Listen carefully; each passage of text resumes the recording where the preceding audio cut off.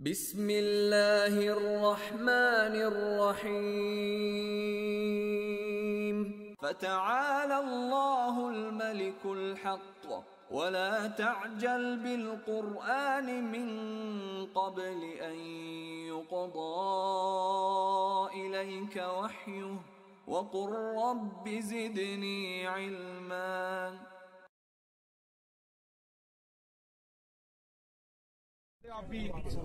That's what they mean. Extreme. I asked you, give me evidence for your love. You cannot possibly produce evidence for your love for your mother. So I agree with you. You cannot provide empirical evidence for that. The feeling of love between you and your mother, you cannot give me possibly any empirical evidence, any scientific evidence. So science has nothing to say on the feeling of love. That's the point I'm making. I don't have to believe you. When you make a claim, let's say it's a hypothesis. It's a hypothesis that you love your mother. But is it a scientific hypothesis? No, it's not. It's not. Sorry.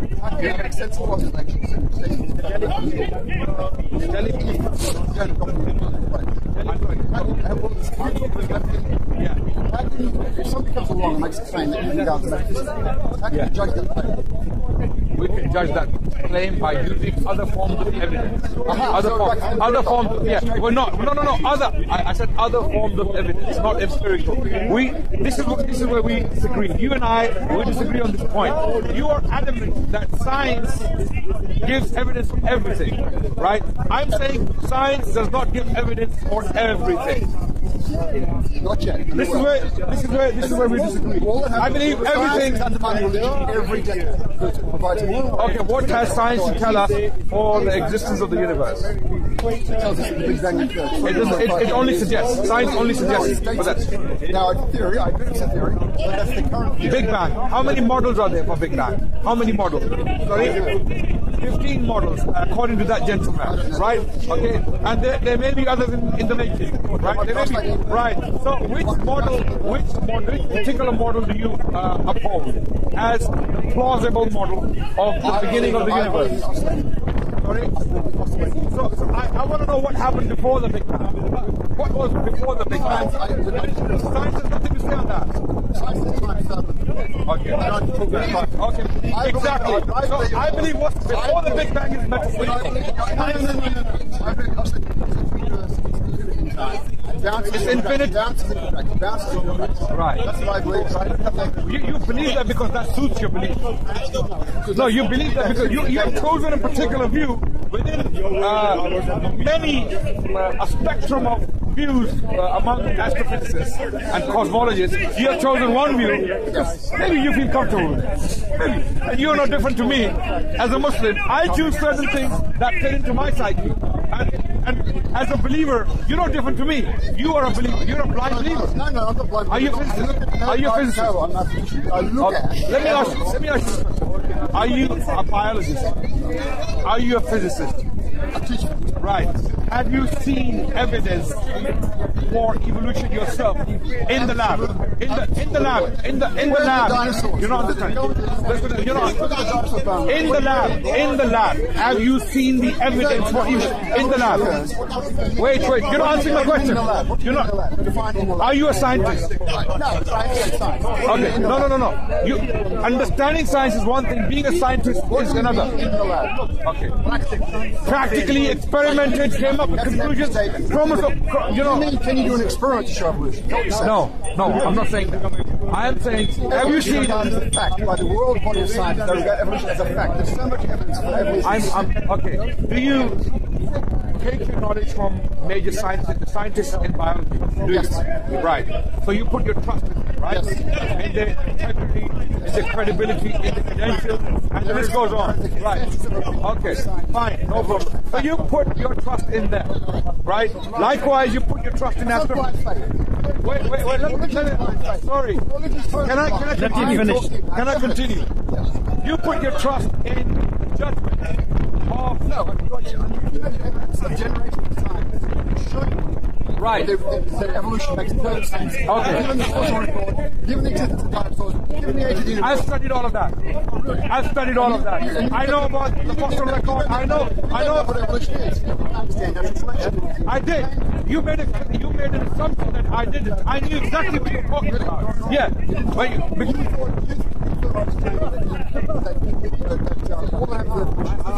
By blind chance, we evolved into what it is. That isn't blind, it's directed by adaptation. Thank you. When I said chance, do you understand what I'm saying? You understand what I'm saying? Okay, if there is no one ultimately controlling the whole process of the creation or the making of the species, you call it that, not creation. I know you're allergic by the word creation. Making of the species. If there is no one controlling the process, this is what I'm talking about. Eventually, ultimately, it's chance. It is blind, as you called it. You called it a blind process, right? So blind process is not controlled. It is not maintained. It is not sustained. It is blind, and hence for that reason it is chance. No, it's not chance. Okay. It's directed by adaptation. It's directed by adaptation. I mean, there's no plan of directing it.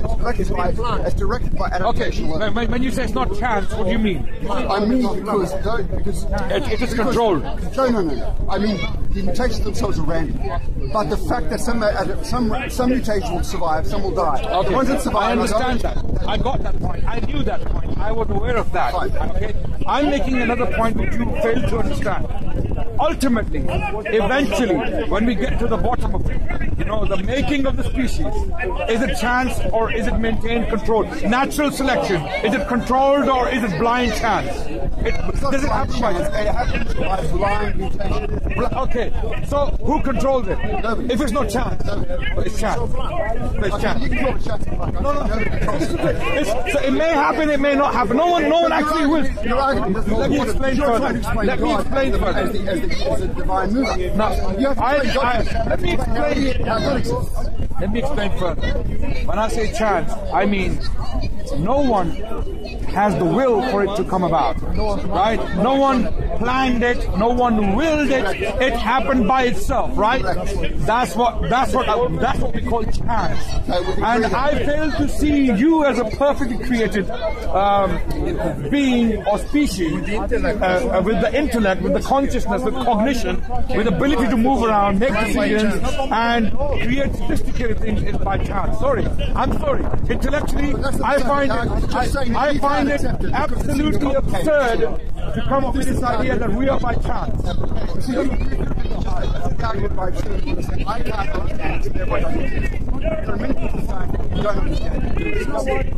don't have to understand everything. Can you see atoms?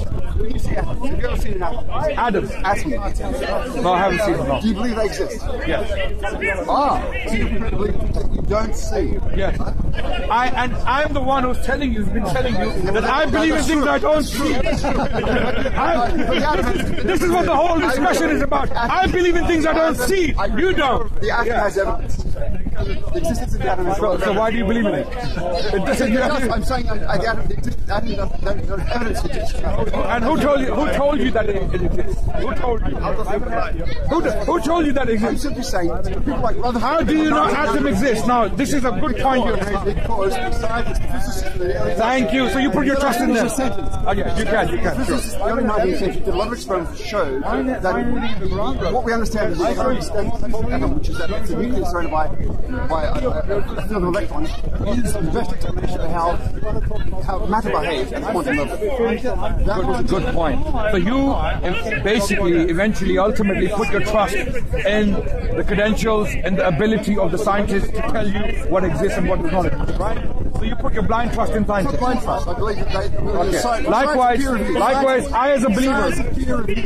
Scientists check each other all the time. Right. And they can be right and they can be wrong. Correct. Sometimes wrong. And if your evidence arises, okay. So science. Very good. Religion is different. You have revelation and it cannot be touched. It can be touched. You're here as a perfectly intelligent man. Tell me where religion is wrong. My religion. Can you move forward because the devil.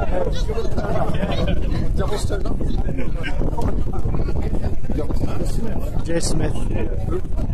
He's got loud voice, very loud voice. So So we can. Where is? Yeah. I mean, I'm Where can I begin with this fight? But wait, okay, before you tell me, wait. Before you tell me why it's wrong, you have to define what is wrong. What's right? Okay. So when you give me a definition of right and wrong, then we can talk about my religion, whether my religion fits into your definition of right or wrong. Let's fire away.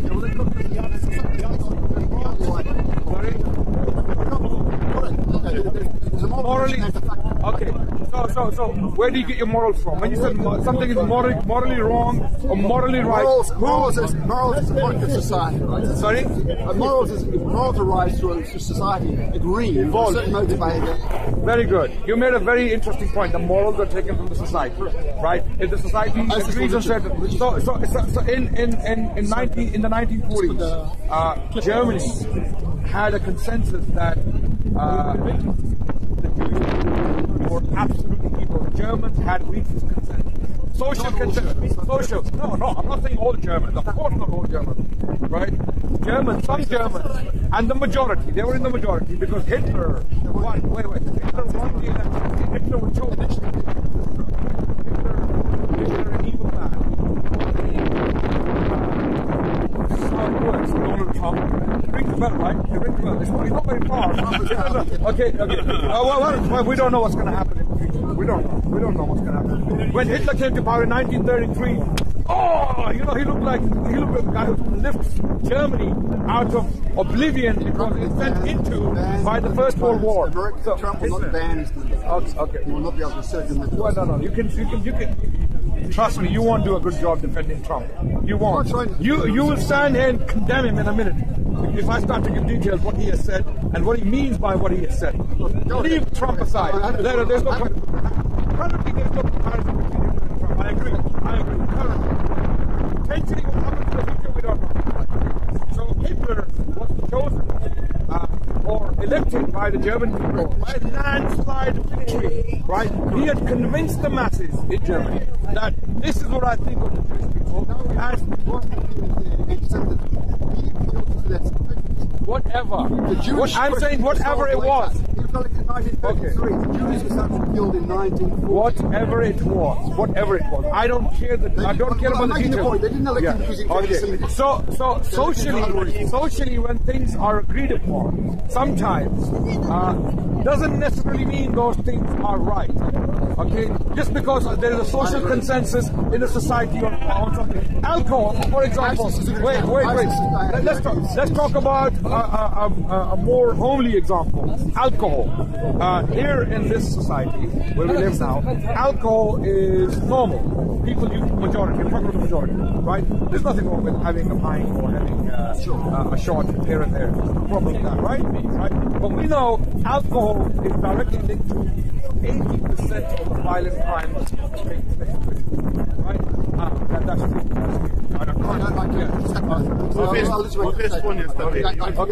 Alcohol is directly linked to most violent crimes in this country. Take my word for it. Go and do some research. It is, okay. So now your social consensus point goes down the drain. It doesn't, because morally you cannot use social consensus to support your morality. No, I agree. There are times. Thank you. So now where do your morals come from? I'm not saying morals are bad. When you say good, it's a circular argument. When you say good, what do you mean? You're going to say when it's moral. And what's moral? You're going to say when it's good. Okay, what is good is moral. What is moral is good. So you're going to go around in circles. Yes, thank you. Otherwise, it is destruction, chaos, on a grand scale, global research. Something we tried to disagree, such as what the referee claims that women are only worth in court half the living of a man. That referee's wrong if he claims that. I know what you're talking about. So you have misunderstood. Sharia. You have misunderstood that. The same referee tells you, if you paid attention to that referee, just like the woman is absolutely equal to a man in the same court, in the same court, the same referee. Did you know that, gentlemen? Did you know that? Did you know that, gentlemen? Okay. And not only that, not only that. Wait. Let me finish. I haven't finished. The same referee. Can I finish? The same referee tells you that a woman is far more superior than a man in status. The same referee tells you that. You're laughing.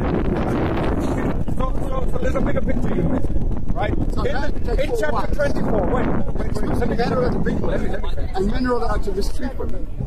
They treat them as their property, but they exalt women. Right, okay. Now, when you're going to talk about these things, firstly, before we get to these things, I'm completely open to these questions. And I will show you why you may have misunderstood these points in our faith, or why you may have understood the referee. That's why you reject the referee, because you don't actually understand the referee. So that's why you don't accept his judgment. Now, before we get to that point, I want to know the standard you are using to judge that referee. Where does that standard come from, and why is that standard worthy of our attention? Why shall we now follow that standard which you have come up with? Sorry? I believe that all morals ultimately stem from that. These are completely different questions now. We are jumping from morality to another question now, God's existence. Now, can we stick to morality? I'm asking you a question. You as an atheist, what standard do you have to judge the referee, or anyone else for that matter, and where do you get this standard from, and why is that standard even true? Are you asking me how we judge a referee, or asking how we morals we don't have a referee? Yeah. Okay, let's go to the latter point first. Not a thought, a bit like yourself, right? We cannot have morals because we don't believe the referee's giving us the external referee's giving us the morals. Why would we not believe? No, but why are we jumping the gun? Why are we going to the referee? I'm talking about your standard. You believe in certain things. You believe referee is wrong.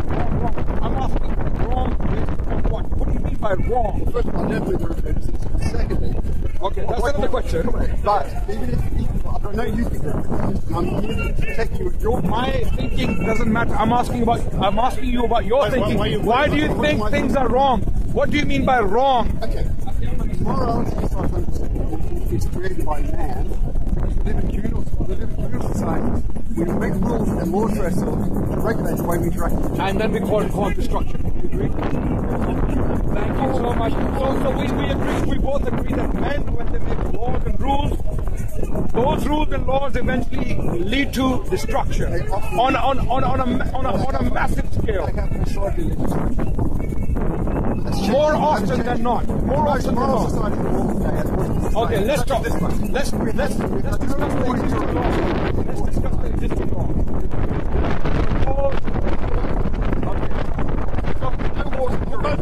So the bottom line is, wait, can we not digress? The bottom line is, you have no set definition of wrong. You, as an atheist, have no set definition of wrong. The word wrong. Hence, you cannot use. Okay, so what standard do you use to reach that understanding of wrong? I've already shown you that same standard we use for our well-being. That communal standard has led to massacres and genocides of a grand scale. Right? I don't need your protection when you are killing 6 million Jews. When you're killing 6 million Jews, I don't need your protection. I don't need your protection when Native Americans were completely wiped out of the map of America. I don't need your protection when 11 million.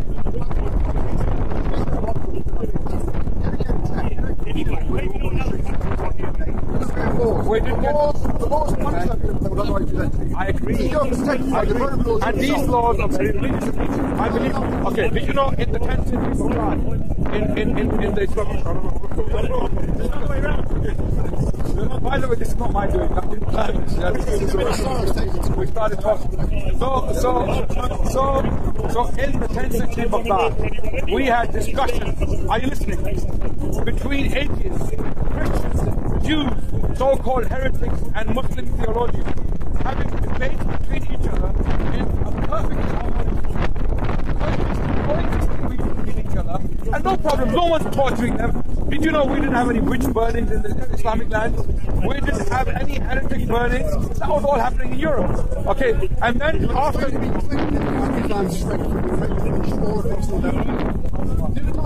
conquered by the sword.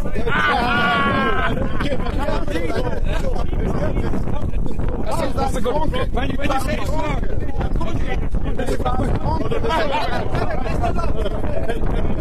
that's a good question. Have a discussion. That's a good question. How did Islam spread from an Arabian settlement called Mecca to places like China and southern France? How did it happen? Okay, when you ask me how did it spread, Islam had at least two kinds of spreads. But one was territorial, right, and one was religious. How did Islam spread as a religion? It's a separate question. How did Islam or Muslim empire spread? Now, there is a distinction. What is the distinction? The distinction is that Muslims took the land by force, no doubt. I'm telling you categorically. I'm not one of those people who's going to run and hide and be apologetic about our history by force. The Muslims, early Muslims, fought the Byzantines and the Persians and the Chinese and the North Africans and Spanish King Roderick, because they believed that these empires and kingdoms are absolutely oppressive. And why was the spread made so fast? What happened? How did it happen so rapidly? Some historians... Well, let me finish. No. The Arabs didn't have any nuclear weapons or tanks or Scud missiles or drones. So the Arabs... Wait. No. Again, this is an area where I have thoroughly studied the spread of Islam, the early Islamic expansion or the early Islamic conquest. There are people like Carol Hillenbrand.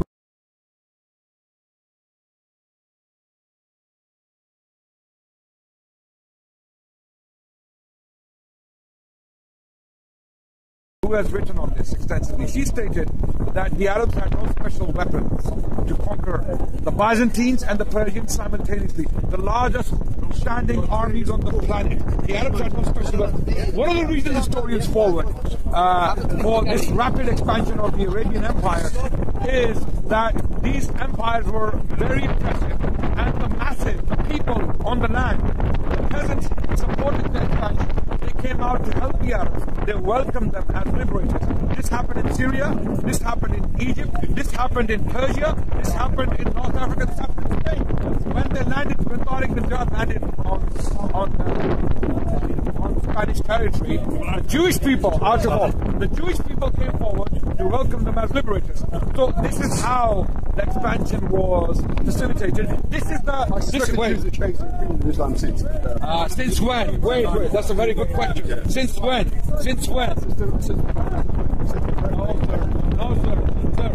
For over 1,000 years. This is where we get some education, right? A lot of people come with misconceptions in their minds, and then they get some education. In return, I get education. I get taught by many people here. I come with misconceptions, and I'm corrected so many times. This is why I love the path. Jewish people, for over 1,000 years, listen to me carefully, 90% of the Jewish population of the world lived under the protection of Islam for over 1,000 years. Who says so? A Jewish historian called Bernard Lewis, in his book, The Jews of Islam.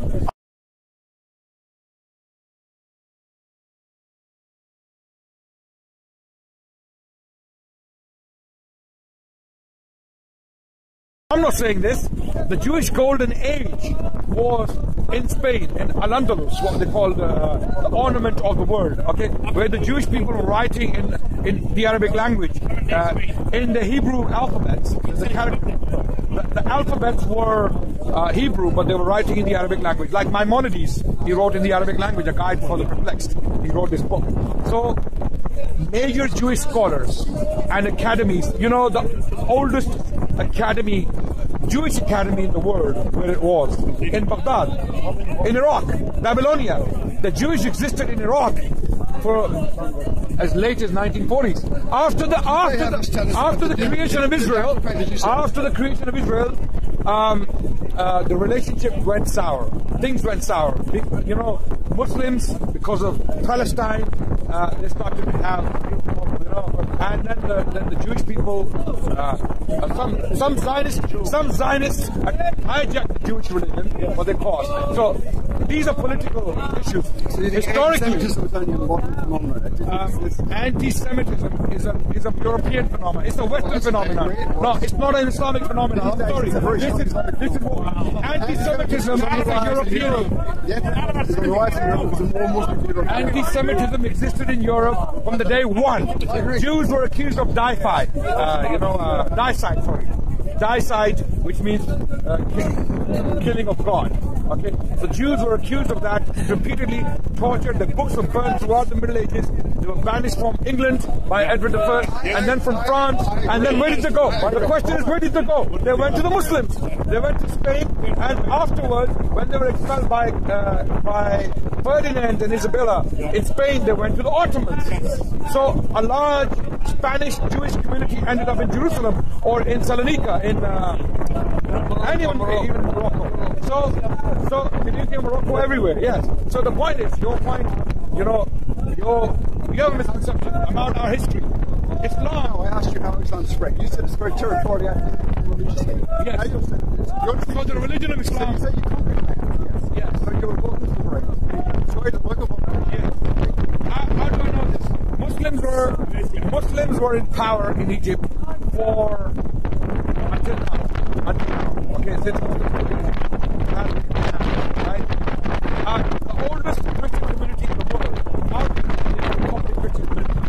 Muslims were absolutely in the history, forced the entire population of Islam to do it. The oldest churches in the world are in the Muslim world. They were not demolished, right? Okay. Now the Muslim world. Thank you, but it has been the Muslim world for the last time. Even the Crusades, which was a very fond of music, aggression by the West against Islam, that was all they were doing is trying to reclaim Jerusalem, which had been taken from them by the Arabs in the first place. Islam had conquered Jerusalem. They were responsible for that. When did Islam conquer Jerusalem? Of course they did. When? In the 9th century. Oh, sorry. Muslims took Jerusalem in the 636 CE. I know exactly. And how can you call Crusades a response to that when Crusades are taking place in the 11th century?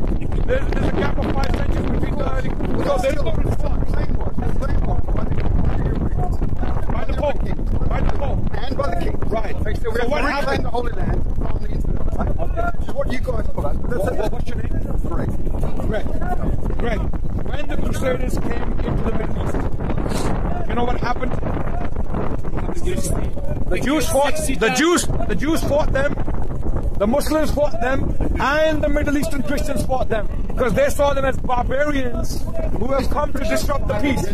Sorry? Yes, they fought. Armenian Christians fought against the Crusaders because they had a perfectly harmonious existence with the Muslims. Muslims are not, the Holy Sepulchre. And again, all of these things. I am surprised that an intelligent man like yourself hasn't been able to so far study the history of Islam thoroughly to see this side of the picture. Okay, what you see, I don't blame you. What you see on the media, a bunch of Islamophobes going around, including atheistic activists. Some of these atheist activists put up videos of Richard Dawkins, Sam Harris, Christopher Hitchens. So you agree with Sam Harris when he said that we should preemptively nuke the Muslims? What did he say? Shall I read what he said? Okay, what did he say? What did he say? But if he said it, I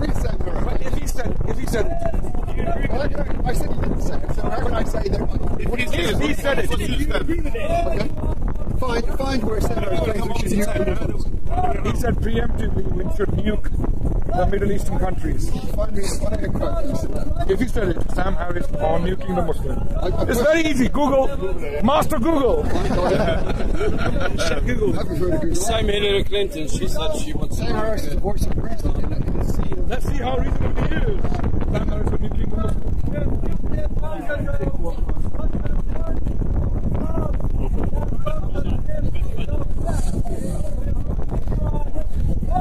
We should profile Muslims or anyone who looks like he or she could conceivably be a Muslim. Okay, wait a second.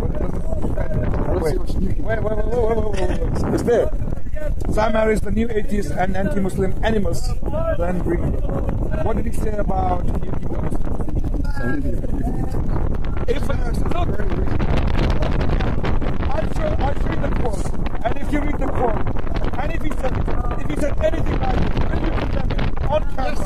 Yes, as an atheist. If he said anything like that, that's very reasonable. I've read his books, I've got the old experience. I watch him. Okay, have you come across any statement like that? Nothing like it. Not Sam Harris. The quote. Anyway, we can move on. There's a video. No, we're not moving on. There's a video. Ali. There's a video.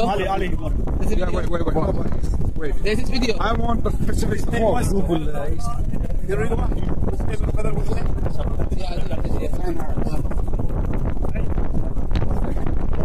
He's a New scientist who writes about religion. He wrote The End of Faith. You want to kill us all? He doesn't want to kill. I just said he doesn't want to kill you all. You're not listening. But he finds a lot of fault in Islam, as do I. He finds a lot of fault in religion generally, as do I. Hillary Clinton said something. You didn't say kill, it wasn't it's very easy for you guys to come out here and make these wild statements. So I want to see evidence. She made it. Give me the video. I'm listening to it. He was asked about this on that very video he's talking about, and he responded to it. That I didn't mean that.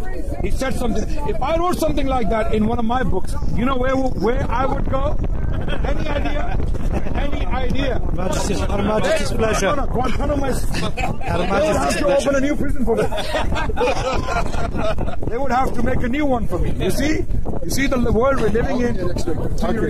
We're not moving on. We're not moving on until I find the quote. We're going to be here a long time. No, we're not going to be here a long time. I'll Google it. Like Sam Harris. Nuclear first strike. Yeah, look. Let's go through it.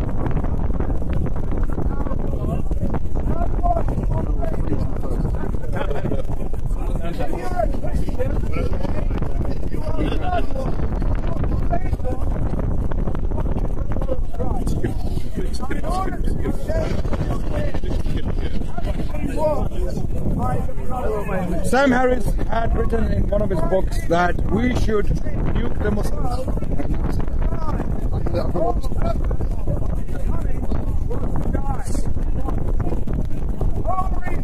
Jesus Christ came into this world was to die.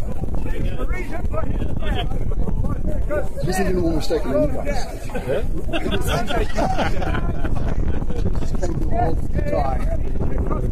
Like suicide mission. Doesn't make sense.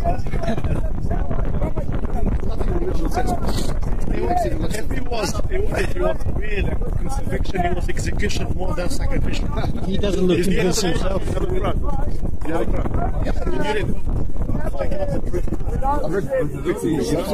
Because these quotes they don't know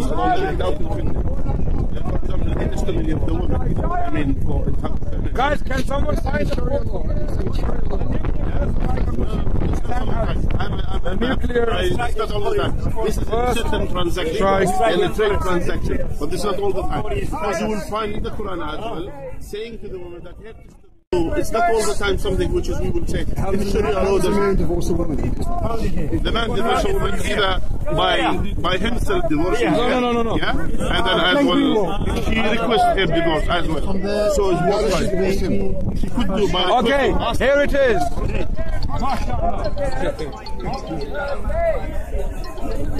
It's in his book.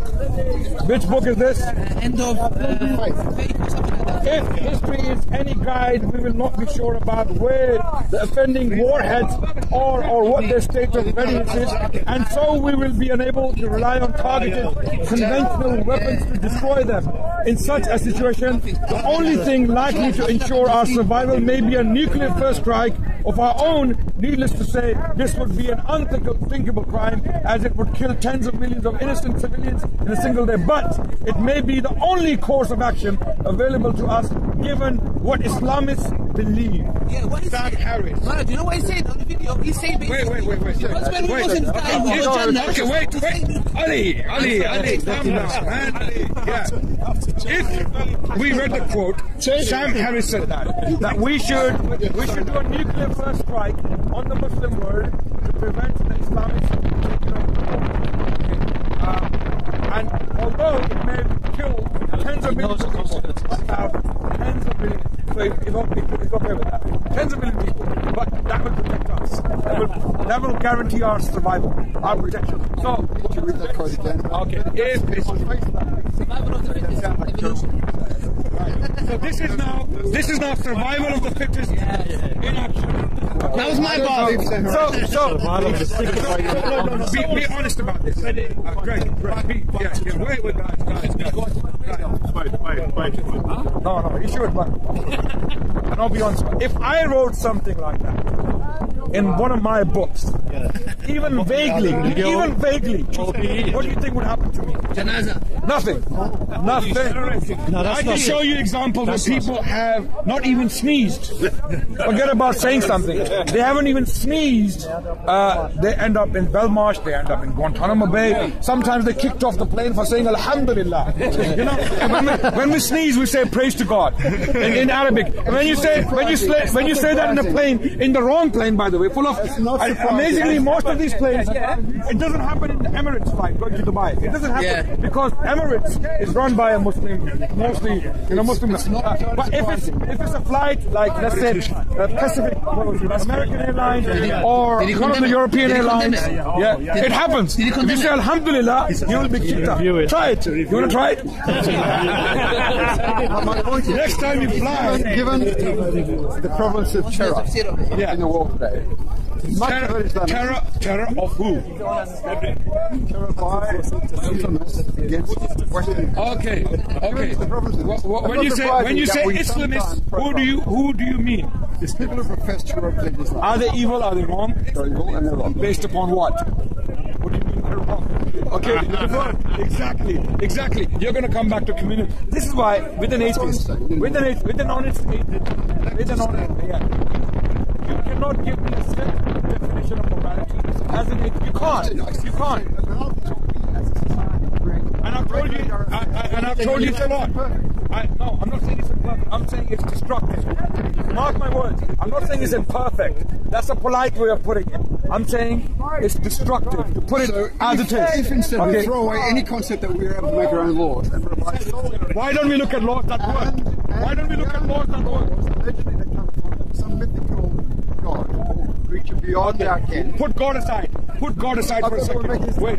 Let's say God, for argument's sake, God doesn't exist. For argument's sake, we have let's say, for argument's sake, as an atheist, as an honest atheist, you want the best for humanity. I agree. Okay, and I would agree with that. And for that, we need to look at different legal systems in different times and different places and see which one worked the best. Put God aside for a second and see which one works the best. Which one enabled humanity to coexist, live in peace, and make progress in due course. Okay, when we look at all of these legal systems, we come to realize throughout, let's say for the last 1,000 years, okay, when you look at the history of Islam and Muslim societies, you will see Jews there, you will see Christians there, you will see Muslims there, living side by side together, studying, teaching in universities, going to hospitals as doctors, as physicians, and they're working as philosophers. What I observe now is I see Muslims fleeing Muslim land. What you are observing now is the doing of colonial powers. It is the doing of colonial powers. Okay, wait. Muslims, when does our history start? When does our history start? Thank you very much. It starts in the 7th century. It doesn't start in the 1990s, since the bombings going off, right? Kamikazes were there before us. Tamil Tigers have been doing it for a long time. Maoist rebels in India have been doing it. FARC rebels in Colombia have been doing it. So we are not the only victims, or we're not the only culprits here. Okay. And done by Muslims on other Muslims, right? Yes, there's Muslims living. Wait. As you already acknowledged, Our history starts in the 7th century. So why don't we start from our history and start seeing how we lived throughout history and what changed suddenly in the Muslim land? What happened? Suddenly there was a change. There's a war in Iraq, there's a war in Syria, there's a war in Yemen, there's a war in Libya. What happened? What happened? So let's go to the causes. And when you honestly study the causes, you'll come to realize that it is not our doing. We don't want that for the world. We as Muslims, we want peace, we want harmony, we want love, we want compassion to rule. We don't want destruction, terror, and cruelty to rule. So what's happening in the world is not our doing. And what has been happening in the world is also not our doing. No, it's not. It's ISIS. A better question would be, is ISIS a creation of Islam? No. Who created ISIS? Who created ISIS? The American invasion. The American invasion. That's the answer. Nice talking to you. Greg. Quote the Quran when there's And ISIS doesn't only quote the Quran, Jay Smith quotes the Quran. Jay Smith quotes the Quran. And he quotes it. He quotes it. And he like ISIS. And he like ISIS. Yeah. And he like ISIS.